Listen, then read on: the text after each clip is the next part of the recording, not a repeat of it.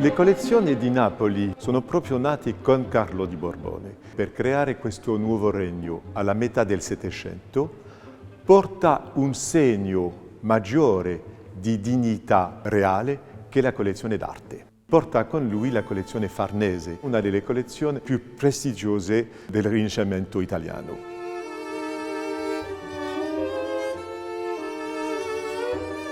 Capodimonte è l'unica collezione del paese che ha la capacità di illustrare tutto l'arte italiano dal XII secolo fino all'arte contemporaneo. Tutti questi artisti messi insieme portano a Capodimonte un racconto che è quasi universale. Attraverso l'arte del passato e l'arte contemporaneo si tratta sempre della stessa cosa, l'ansia, l'emozione e la difficoltà di essere umani.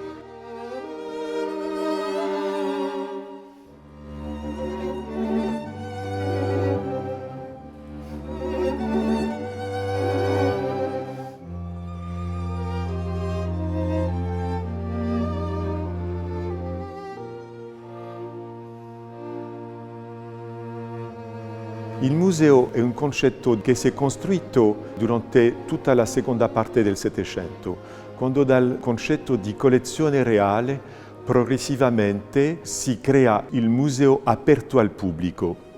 Il museo come luogo di educazione, il museo come luogo di conoscenza e non solo artistica, di civiltà. Ogni museo ha la sua Gioconda. E la nostra Gioconda è un Caravaggio che non esce spesso di Capodimonte perché l'opera è così importante, come la parabola dei ciechi. Il paradosso della parabola dei ciechi è che questa opera non è sempre identificata a Napoli, un'opera in condizioni di conservazione perfetta. La particolarità della storia è proprio di essere sempre in corso di scrittura, che niente è mai detto per sempre e noi abbiamo deciso di portare delle riletture, delle nuove proposte, delle provocazioni per incitare il pubblico a non essere più passivo, ricevere, ma anche sviluppare il suo spirito critico. E siamo diventati un museo che non è più un museo dell'arte antico, ma anche un museo dell'arte contemporaneo, iniziando un dialogo tra il passato e il contemporaneo, che proprio è stato quello del futuro.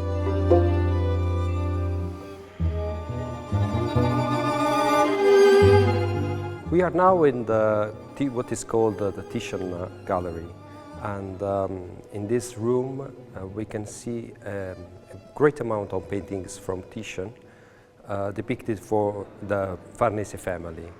The first most important personage of the Farnese family was Pope Paul III.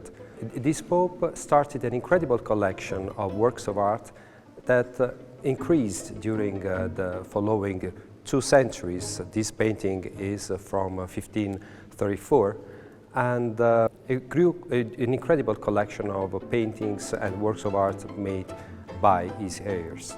Until 1731, when Antonio Farnese, the last male descendant of the Pope, died and gave his collection to his niece, Elisabetta Farnese.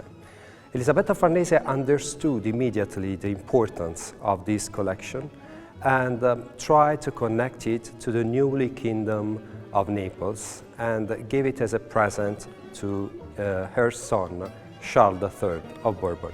Originally hailing from Venice, Titian, the painter, was renowned for his mythological scenes and his portraits. In the latter regard, he collaborated multiple times over the course of his career with Pope Paul III Farnese. In fact, it's through portraiture, and specifically portraits made by Titian, that Paul was able to promote his political agenda abroad. Titian wasn't the only artist with whom Paul collaborated.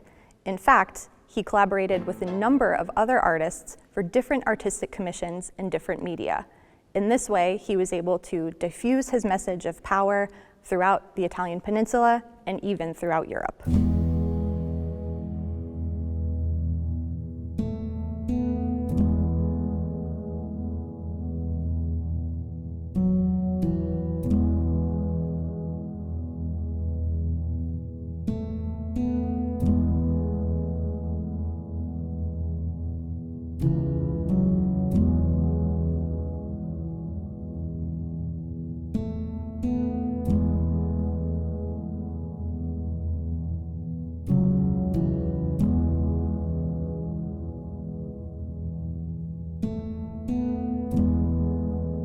Greco is a Byzantine style icon artist, and he was coming from Crete before moving to Venice and then Rome.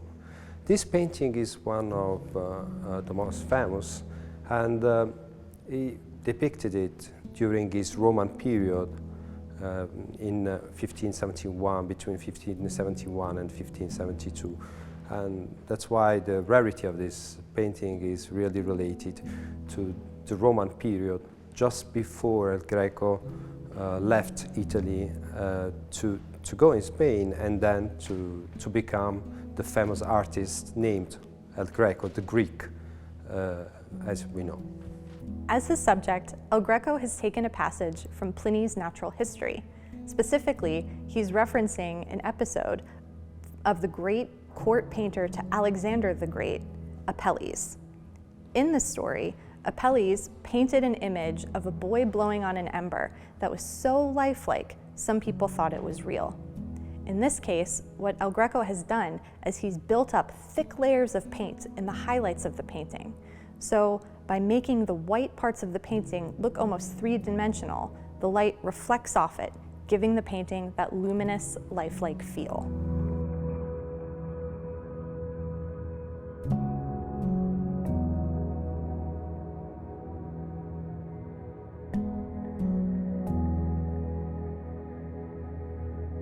This is an important document. It's a copy of the fresco of the Sistine Chapel made by Michelangelo, The Last Judgment, on an entire wall in Rome. Both compositions represent the second coming of Christ and God's last judgment of humanity. In the middle of the scene, Christ is surrounded by the Virgin Mary, the Holy Spirit, and various saints, with angels blowing trumpets below him to wake the dead for judgment. The lower section shows the righteous ascending to heaven on the left and the damned descending to hell on the right. The authorities of the Counter-Reformation criticized the finished fresco for its lack of decorum, particularly for the presence of nude figures and the characters from classical mythology that they felt to be morally incompatible with Christian subject matter. Michelangelo's student, Daniele da Volterra, was therefore commissioned by the Council of Trent to paint over some of the exposed body parts. This copy, by Venusti, bears greater likeness to the uncensored original, as it was created before the changes made around 30 years later to Michelangelo's original fresco. Venusti used an accurate cartoon to transfer Michelangelo's design to the poplar panels, but he did take some liberties with the original composition. For example, at the top of the composition, Venusti also added the figure of God the Father from Michelangelo's Separation of Land and Water, a fresco also in the Sistine Chapel, as well as a dove of the Holy Spirit radiating light above the central group containing Christ the Judge.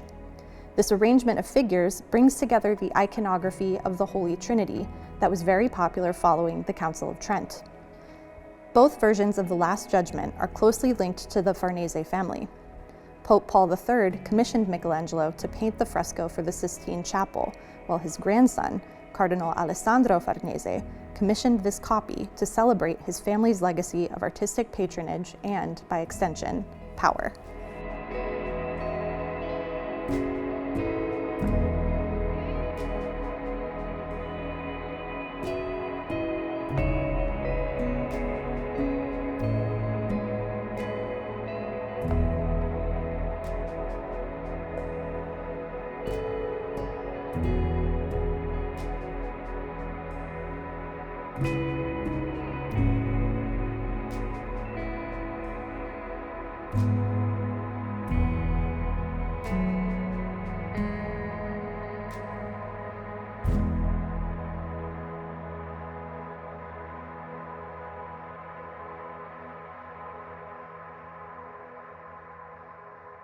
In this painting, Titian is representing a mythological episode. According to a prophecy, the king of Argos would have been killed by the son of his own daughter.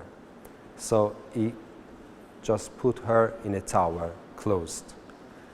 Zeus was very much attracted by her beauty, tried to enter in the tower, and he disguised himself as a golden shower. At the end of the story, from this encounter, Danae gave birth to Perseo, and Perseo, later on, will definitely kill the grandfather. Known for his soft, sensual brushwork and his luminous use of color, Titian was the perfect artist to represent this sensual scene. In the painting, the artist has blended different shades of cobalt and light blue in the background on the right to give the impression of depth. In the foreground, he's also used soft, minute brushstrokes in careful shades of peach, pale pink, and yellow to render the flesh of Danae. We're invited to gaze upon her almost nude body based on the contrast between the grayish white of the sheets and the pinkish hue of her skin. We are invited to reflect as much on her beauty as we are on the story behind the painting.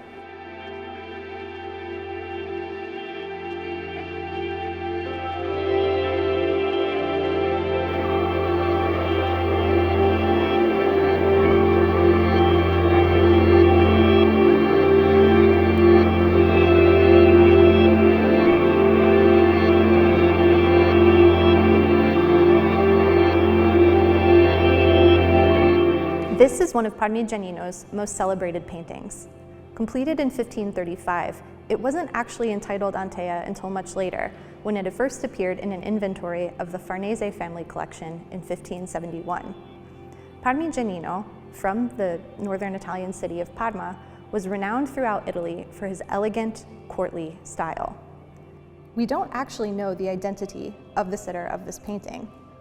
However, the portrait-like specificity in which the artist has rendered her has led to a number of suppositions. Some people think she was the artist's lover, while others have suggested she's merely meant to be a representation of ideal beauty. Her gentle but mysterious gaze is compounded by the elegance with which the artist has rendered her outfit. A chain adorns her elegant garment, which consists of an embroidered white apron and a shimmering yellow silk dress typical of affluent northern Italian women.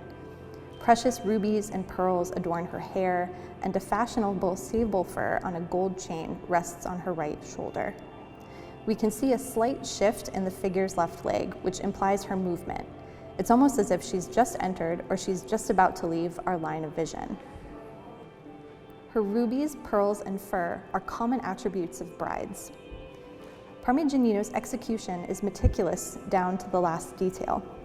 The artist was renowned for his refined, elegant compositions, featuring elongated figures and carefully rendered surfaces and textures, just like what we see here in this painting.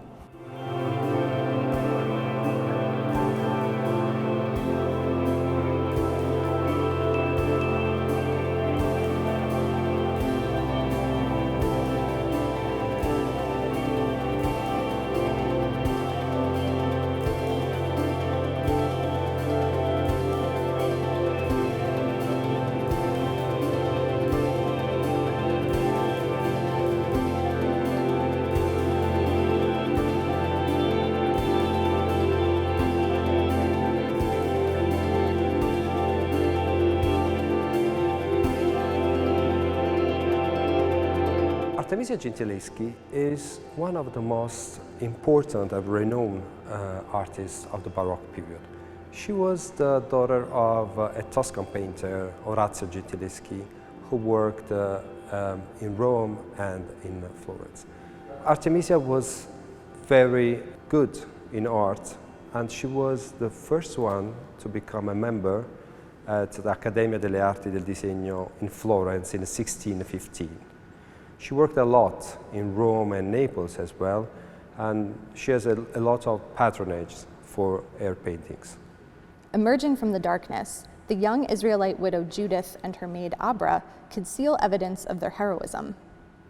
After invoking God's aid, the women beheaded the Assyrian general Holofernes, who besieged their city of Bethulia in his sleep. Here, the artist chose to show the tense moments after the women successfully slayed their enemy. Shielding the light of a candle with her hand, Judith watches for intruders, while Abra wraps the general's head in a cloth, preparing to take it to the Israelites as proof of their triumph. Artemisia has heightened the drama of the scene not by representing the violent act, but rather by painting the tense aftermath when the heroines must escape from behind enemy lines.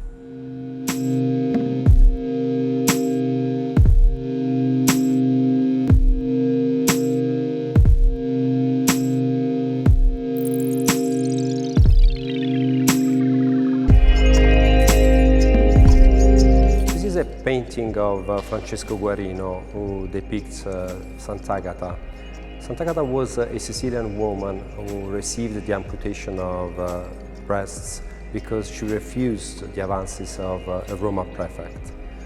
Sant'Agata is a very important model in the Baroque period. It was very famous because she symbolized the virginity and even the Catholic moral of the time. This painting of Saint Agatha by Francesco Guarino is the most important in a series of half-length representations of the saint. Guarino was a pupil of Massimo Stanzione and a peer of Bernardo Cavallino, two artists who are also featured in this exhibition. In this representation of Saint Agatha, Francesco Guarino has looked to the example of Bolognese painters active in the city of Naples. He's softened the chiaroscuro of the figure, which means that we can still make out some details of her face, even though it's bathed in shadow. He's also depicted the saint at half length, featuring only small flecks of blood on the wound at her chest, a slight hint at the trauma she sustained in her martyrdom. By focusing the viewer's attention on her face and the sensuality of her body with bright illumination, the viewer is encouraged to meditate upon their own faith when looking in the face of someone who overcame trauma.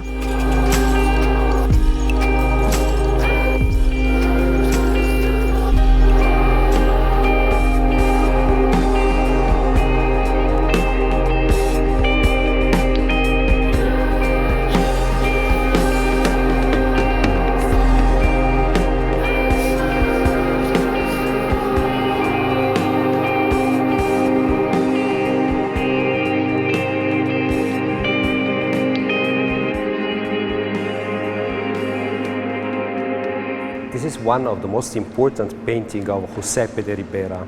Giuseppe de Ribera is a Spanish painter and depicts a mythological scene of Marsyas, who is an half man, half goat, who challenges the god Apollo, and at the end, of course, the winner is Apollo. And in this painting is represented the god who methodically is laying the skin of the leg of Marsyas, while Marsyas is screaming in pain.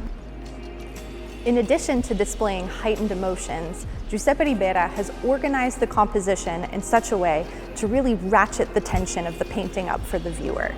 He's arranged his figures on a dramatic diagonal, placing Marsyas's screaming face at the viewer's eye level.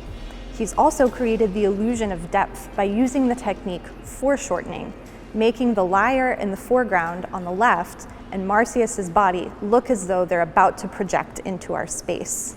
By organizing the figures on this dramatic diagonal, he removes the stability of the composition, which means that we feel the same dizzying tension when we look at this painting that the figures in the scene themselves feel as well.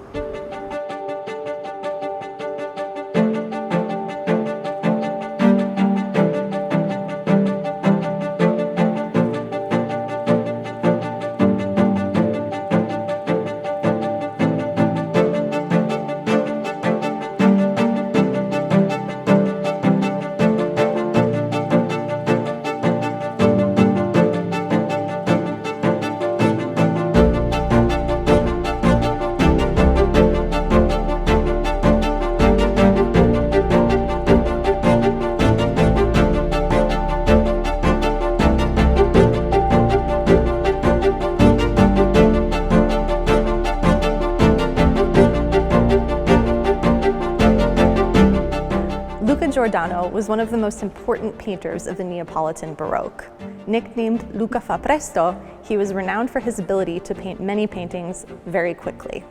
In this painting, we see a moment of maximum tension in the narrative of Perseus and Medusa.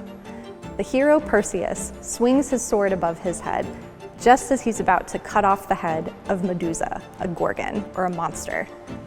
Aiding him in his quest is the goddess Athena, who holds a highly polished bronze sword on the left of the canvas. The highly polished surface creates a mirror in which Medusa, whose gaze turns anyone to stone, tries to flee, frozen in place by the curse of her own appearance. Perseus, the son of Zeus and Danae, is about to slay the Gorgon and continue on his heroic quest. Luca Giordano was aware of various trends in painting from across the Italian peninsula. Here we see Giordano using loose, light brushstrokes and swirling colors and clouds, portraying his knowledge of Venetian painting.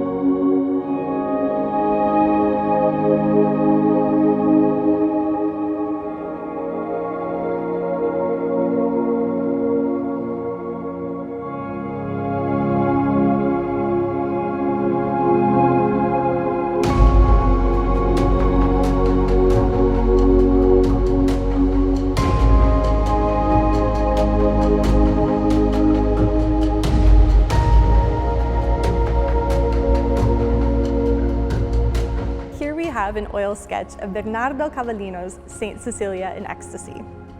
Cavallino was a contemporary of Massimo Stanzione, active in Naples around the middle of the 17th century. Like Guarino and Stanzione, Cavallino was also inspired by Bolognese painters. Here in this painting, we see his use of cobalt blue and bright gold, which is a nod to the artists from Bologna active in Naples at that time. Here, Cavallino has represented the saint at the most important moment of her life. After being forced to marry Valerian, a Roman nobleman, Cecilia refused to consummate the marriage, instead taking a vow of chastity and dedication to the Lord.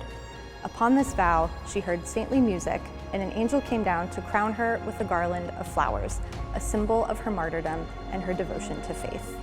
Cavallino has represented this moment with the saint, who's both beautiful and sensual, but not eroticized, once again serving as a model for female piety and chastity for contemporary viewers in the 17th century.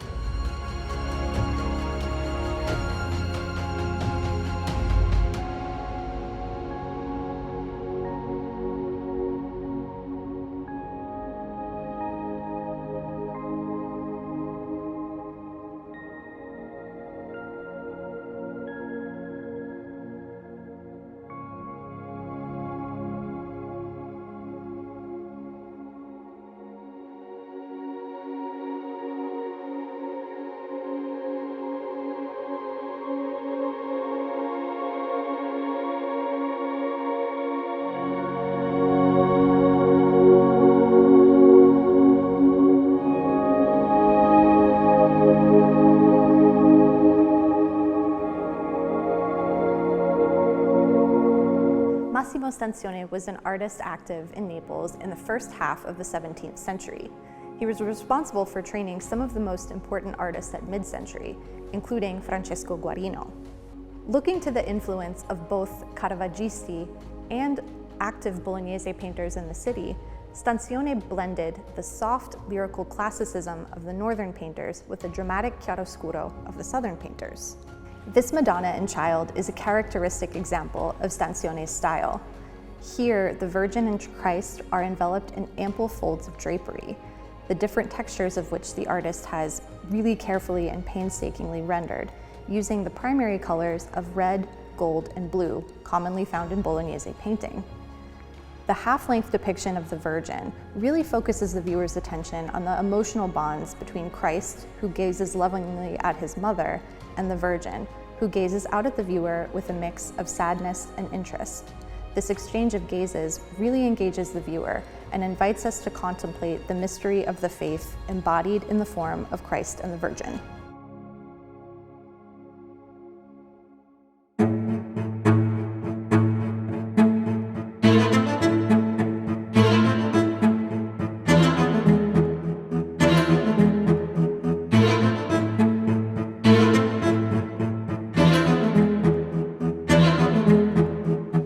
the second half of the 17th century, Neapolitan collectors started to collect still lifes.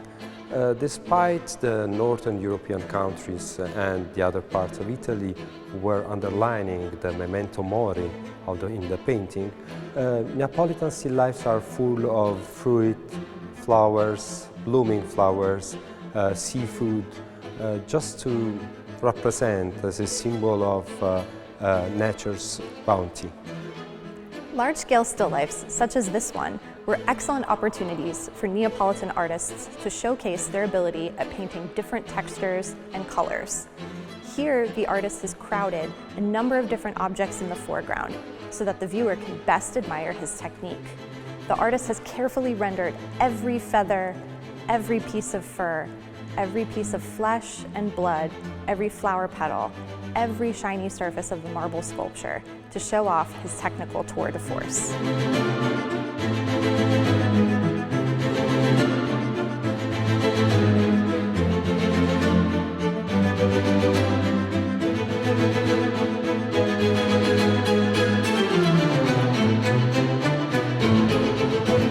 Capodimonte per il grande pubblico è spesso identificato alla porcellana. La creazione della manifattura della porcellana di Capodimonte è strettamente legata alla creazione del Regno di Napoli. Avere una manifattura di porcellana nel Settecento era come la digitalizzazione di oggi, una prova di alta tecnologia e di sofisticazione culturale e artistica.